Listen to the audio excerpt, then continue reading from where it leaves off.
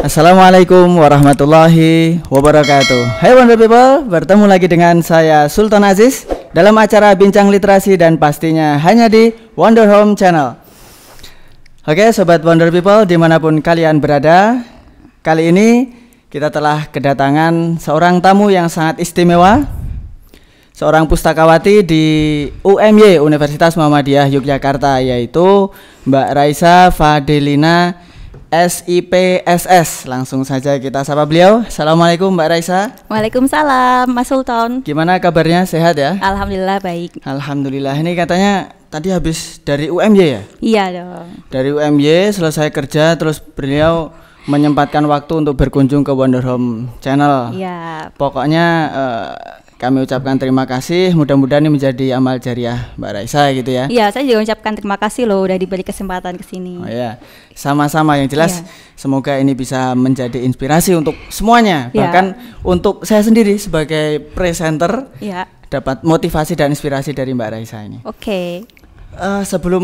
Sebelumnya nih Mbak, ini kan kita mau tema podcast kita ini kan soal literasi pustaka dan budaya. Oke. Jadi Mbak Raisa sebagai seorang pustakawati, ya aktivis plus mungkin memang latar belakangnya sebagai dunia perpustakaan gitu ya. Kita akan membahas sedikit soal literasi pustaka dan budaya. Tapi sebelum itu nih SIPSS.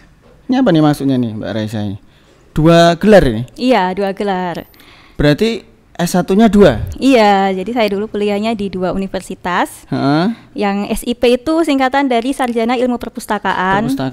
Itu saya dapatkan dari Universitas Islam Negeri Sunan Kalijaga Yogyakarta. Kemudian yang SS itu Sarjana Sastra, saya dapatkan dari Sastra Arab Universitas Gadjah Mada. Jadi saya kuliahnya di 2 tempat secara bersamaan. Kalau yang UIN tahun 2012, UGM 2013. Skripsinya 2 kali? Skripsinya juga 2 kali. Selesai? Pastinya KKN 2 kali, skripsi 2 kali, ospek 2 kali. Selesai ya? Ya selesai alhamdulillah. Wisuda? Wisuda juga 2 Allah. kali. Kenapa kok 2? Kok nggak 3 gitu?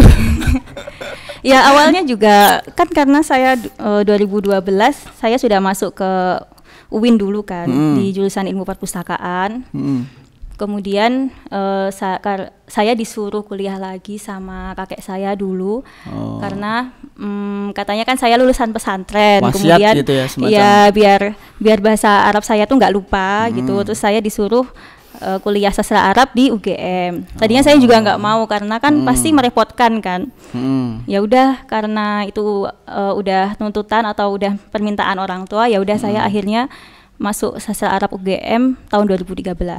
Tapi kan biasanya konon nih, kalau kita berangkat dari sebuah, mungkin ini kategori permintaan paksaan juga, iya nggak? Iya, paksaan. Nah, paksaan itu kan kadang berakhir dengan tidak kurang baik lah. Nah ini akhirnya selesai juga dan wisuda juga. Apa setelah itu mungkin awalnya paksaan tapi lama-lama kok bisa sampai selesai itu mungkin dapat ilham atau hidayah apa gitu? Ya karena kita sudah terlanjur masuk ke situ, ya kita nggak bisa putus asa, kita tidak bisa kembali lagi ke belakang, nggak bisa, yang ada kita harus menghadapi. Ya karena kita sudah memilih itu, sudah pilihan kuliah di dua universitas double degree kayak gitu, ya harus kita selesaikan, tidak boleh kita maksudnya tidak boleh kita abaikan salah satu, ya harus kita selesaikan dua-duanya. Kita mulai dengan baik-baik, selesaikan dengan baik-baik. Betul, memang harus sampai ya selesai. Ya meskipun pada realitanya di ketika perkuliahan kan agak struggle gitu ya, agak misalnya yang di UIN gimana ini bagi waktunya, kemudian yang di UGM bagi waktunya seperti apa, mungkin kehilangan teman, banyak musuh, atau mungkin orang-orang melihat itu dengan ada yang sebelah mata, ada juga kayaknya pengalaman ya. Ya itu memang kehidupan saya ketika kuliah double degree kayak gitu. Sampai banyak musuh juga? Ya banyak musuh karena saya tidak ada waktu kadang. Oh ya bukan musuh berarti ya, cuman kurang deket aja dengan teman-teman lama mungkin gitu ya. Bukan musuh berarti yang kurang memahami gitu. Oh gitu ya. Karena kehidupan saya ya UIN, kuliah di UIN, kemudian saya ada tugas juga di UGM, kuliah juga ada tugas juga. Iya memang itu full banget. Di sisi lain saya juga harus mengikuti organisasi dua-duanya di UIN dan di UGM. Ekstrakurikuler ada juga ya. Tapi ya alhamdulillah semua itu sudah terlalui dengan baik dan bisa lulus. Ya cuman jujur ini keren banget ini, soalnya jangankan 2, 1 aja itu empot-empotan nih pengalaman. Saya dulu juga 1 skripsi aja mati-matian ngerjainnya itu, bahkan nggak sedikit orang-orang yang sekarang skripsi aja belum selesai. Mohon maaf itu ya, mungkin ada teman-teman dari rumah nih biar bisa termotivasi nih. Ini perempuan 2 kuliah 2 skripsi selesai dalam 1 waktu ya? Tidak. Oh, ya tidak. 1 periode lah. Ya, jadi sebenarnya gini, skripsi saya itu ini nggak sampai terlambat berapa semester gitu nggak? Kalau yang UGM itu terlambat 1 semester sih. Jadi saya semester 9 wisudanya. Tapi itu juga ya gini, ya kan ya memang susah ya kalau misalnya 2 hal berjalan bersamaan. Ya mungkin agak ada yang dipending salah satu. Tetapi maksudnya tidak langsung ditinggalkan gitu. Tetap kita selesaikan. Cuma agak ada yang dipending atau ada yang di nomor 2-kan dulu, tapi setelah itu baru kita selesaikan yang lain gitu. Iya, pokoknya harus tanggung jawab, berani mulai sampai akhir juga gitu ya. Oke, ini sangat menginspirasi banget ini.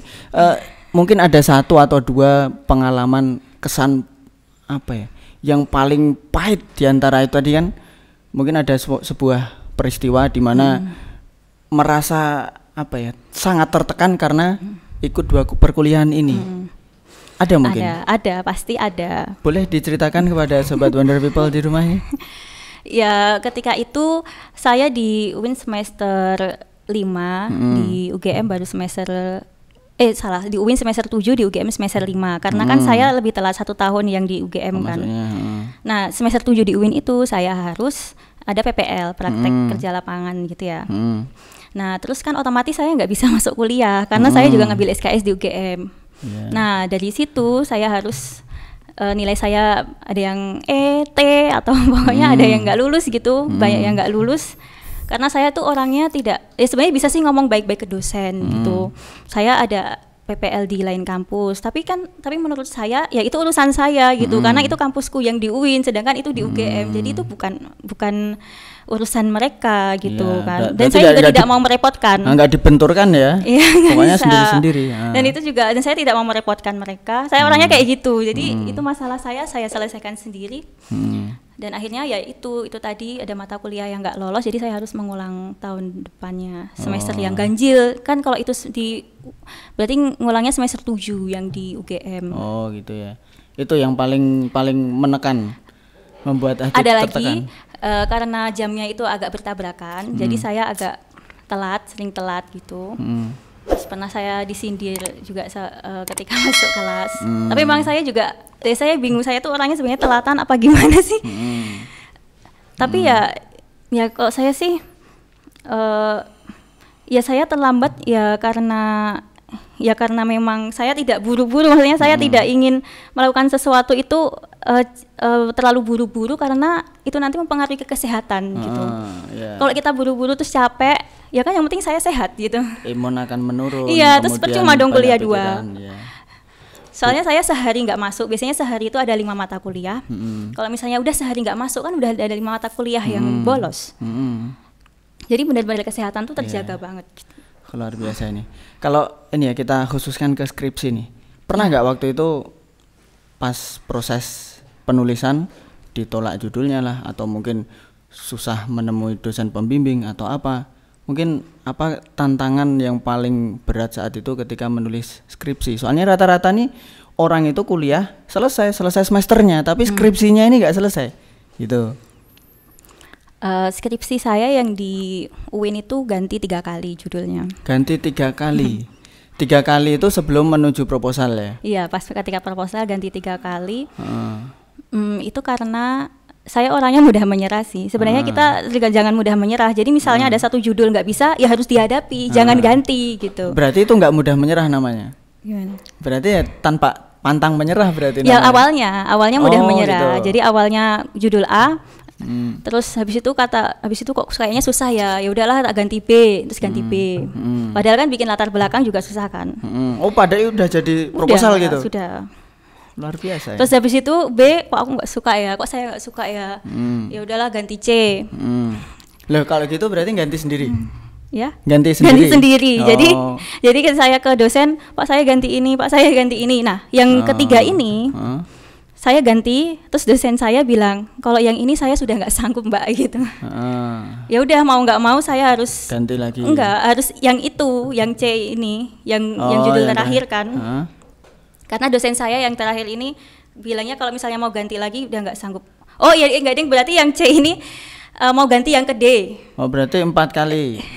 Yang keempat hampir keempat, tapi yang keempat ditolak sama dosen saya. Ya udah akhirnya saya mau yang ketiga. Terus ya alhamdulillah selesai. Itu yang perpustakaan atau yang sastra Arab itu? Yang perpustakaan dulu. Jadi kan karena saya masuk perpustakaan tahun 2012, skripsi itu semester 6 dan 7 kan di UGM masih teori. Belum skripsi. Oh gitu ya. Jadi saya KKN di UGM itu sudah selesai pendadaran, sudah selesai sidang munakosyah. Itu yang jelas pokoknya kayaknya kalau dibayangkan berat ya, terutama bagi teman-teman yang belum pernah merasakan ngambil 2 kuliah di 2 universitas gitu, 2 kampus, apalagi dalam waktu yang bersamaan selesai bareng. Mungkin kita hanya bisa sebatas membayangkan gitu, tapi ini langsung pengalaman dan real. Ya ini mudah-mudahan jadi inspirasi buat teman-teman semuanya ya. Ini kayaknya lebih menarik untuk diulas lebih dalam ini. Kan kita sebelumnya mau literasi pustaka dan budaya soal keseharian di perpustakaan, kemudian mungkin apa yang sesuai minat atau bakatnya barangkali di perpustakaan itu. Tapi kayaknya skripsi 2 kali ini lebih menarik ini ya Sobat Wonder People ya. Tapi ya inilah sekarang kan di UMY di perpustakaan ya. Itu posisinya di mana? Sebagai apa? Saya staf biasa, staf pengolahan. Jadi kalau misalnya ada buku baru, kan di perpustakaan itu mungkin ada orang yang ini di perpustakaan coba jaga buku, ya itu sebenarnya itu pandangan lama ya. Sebenarnya di perpustakaan tuh kita juga kalau misalnya ada buku baru tercetak, itu kita input dulu, kita klasifikasi, kita kelaskan. Kan kalau buku itu kan ada novel, terus ada yang tentang agama, terus ada buku tentang bahasa, itu sebenarnya beda nomor kelasnya. Ya kalau misalnya ingin tahu langsung aja buka di DC 23 library, itu nanti keluar ke nomor kelasnya. Library. Semacam kategori gitu. Iya, semacam kategori. Buka di Google aja. Itu nanti sudah ada di situ 000 itu ilmu umum, 100 filsafat, 200 agama, 300 ilmu sosial, itu sudah ada. Jadi kita harus mengelompokkan buku sesuai itu, karena kan kalau di perpustakaan biasanya kita langsung saya mau cari buku tentang pendidikan nih, kita di mana ya? Nah, gitu kan. Oh, itu di rak nomor 300 gitu langsung.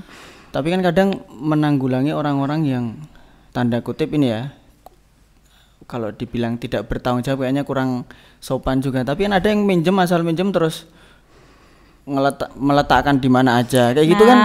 Ya ini juga ya. Jadi kendala nggak itu? Ya, jadi ini bagi para pemustaka atau wonder people ya. Jika kalian masuk ke perpustakaan, tolong setelah mengambil buku itu diletakkan di meja yang disediakan oleh pustakawannya. Karena jika Anda atau siapapun meletakkan buku di dalam rak sendiri, kan itu harus sesuai dengan subjeknya. Juga harus diurut. Misalnya habis 370, 3701, 370.2 atau 372 itu harus urut. Kalau misalnya meletakkan di tempat yang beda, nah ini yang jadi masalah biasanya. Kalau misalnya orang masuk ke perpustakaan kok bukunya nggak ada, nah itu. Jadi harus ya kembali lagi ke tanggung jawab itu tadi ya. Jangan asal-asalan yang nata susah payah kayak gitu, kita malah seenaknya gitu ya. Benar. Kalau prospek ini ya, perpustakaan UMY ini sedikit kita mengulas nih. Kan kalau di luar negeri itu kan konon perpustakaan itu bisa pinjem dari rumah. Kemudian layanannya seakan-akan pemustaka tadi ya bahasanya. Pemustaka itu kayak raja. Memang kita mau minjem gampang banget gitu dan tidak banyak persyaratan. Nah, kalau di kampus-kampus kan rata-rata ya mahasiswa itu yang boleh minjem, orang luar nggak boleh. Nah ini gimana? Ada nggak di Indonesia ini yang mungkin menjadi pioneer, menjadi embrio untuk kebangkitan membuat sebuah perpustakaan yang mempermudah pelayanan dan lain sebagainya gitu? Ya, yang pertama masalah kartu atau masalah kartu anggota. Jadi yang pinjam itu dia harus anggota perpustakaan situ. Itu ya karena masyarakat kita sendiri. Bukannya tidak percaya, tetapi biasanya kalau misalnya yang minjem itu orang lain atau bukan anggotanya itu, bukunya nggak dikembalikan, misal. Atau bukunya itu ya mungkin bukunya tidak dikembalikan, terus kita juga susah kan mau memonitornya, ini siapa ya yang pinjam ini. Jadi kalau misalnya sudah ada kartu anggotanya, oh kan enak gitu loh, apa ya, maksudnya lingkupnya, skupnya itu kan enak, oh ini yang minjem ini gitu. Ya sebenarnya itu kembali ke masyarakat kita sih. Betul. Bisa nggak sih, itu sebenarnya jaminan sih, kita tuh bisa nggak sih dipercaya sebenarnya. Orang kita aja ada anggotanya aja kadang buku hilang, atau kadang gitu ya. Orang yang udah jelas ini yang pinjem, nomornya ini, mahasiswa ini masih hilang juga. Apalagi juga. Orang yang nggak tahu yang pinjem siapa. Berarti, kemudian kalau misalnya kayak di luar negeri enak gitu, ya sebenarnya kita juga sedang memikirkan hal itu gitu. Jadi kayak sistem iPus kayak punya perpustakaan nasional itu. Jadi kita tinggal download aplikasinya, terus di dalamnya itu sudah ada e-book koleksi dari perpustakaan nasional. Jadi yang mau pinjam tinggal download aja. Nanti di situ ada rentan waktunya, misalnya cuma 10 hari gitu. Nanti setelah 10 hari downloadannya kehapus. Nah, sebenarnya seperti itu. Otomatis kehapus? Iya, otomatis kehapus. Karena kan kita jadi istilahnya kayak cuma download gitu. Ya minjem tapi minjem online lewat aplikasi.